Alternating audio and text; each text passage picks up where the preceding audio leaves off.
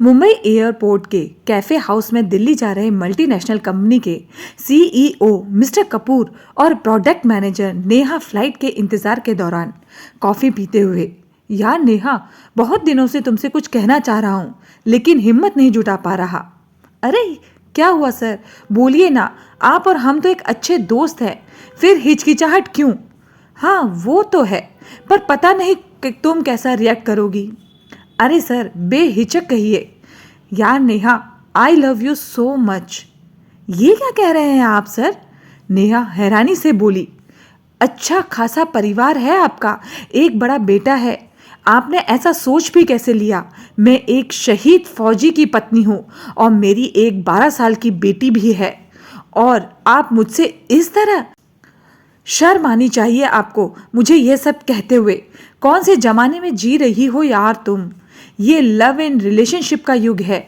मेरी भी कुछ आंतरिक इच्छाएं हैं जो मेरी बीवी पूरी नहीं कर पाती, और तुम भी तो अकेली ही हो। क्यों अपनी ढलती जवानी के अनमोल दिनों को बर्बाद करने पर तुली हो? क्या तुम्हें कभी किसी मर्द की? बस सर, अब इसके आगे कुछ नहीं कहिएगा। बीच में बात काटते हुए नेहा बोली, आपको मैंने एक अच्छा दोस्त माना था, इस वजह से अपनी लाइफ की जुड़ी बातें आपके साथ शेयर की, लेकिन आप भी उन मर्दों में से ही निकले जो गुड़ को देखते ही मक्खी की तरह भिनभिनाने लगते हैं। अब मुझे अच्छी तरह समझ आ गया कि क्यों आपकी पत्नी ने 2 बार आत्महत्या करने की कोशिश की थी। एक शहर में रहते हुए भी क्यों आपका बेटा आपके साथ नहीं रहता। इतना कहने के बाद वो उठकर जाने लगी तो मिस्टर कपूर ने कसकर नेहा का हाथ पकड़ा और कहा, रुक जाओ, कहाँ जा रही हो? ये मत भूलो कि मैं तुम्हारा सीनियर ऑफिसर हूँ। अगर मैं चाहूँ तो 2 दिन में तुम्हारा ट्रांसफ़र किसी भी ब्रांच में कर सकता हूँ, यहाँ तक कि तुम्हारी नौकरी भी खा सकता हूँ। इसलिए कहता हूँ, मान लो मेरी बात, जिनकी भर ऐश करोगी।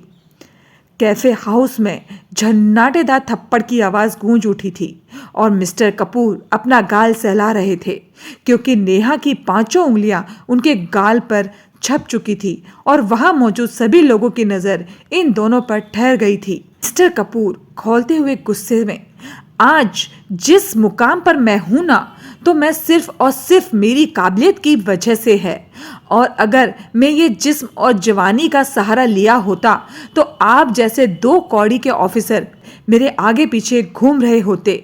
मगर आप शायद भूल रहे हैं, मैं एक शहीद फौजी की पत्नी हूँ, जिन्होंने देश सेवा के लिए अपनी जान का समझौता नहीं किया। तो मैं क्यों करूं?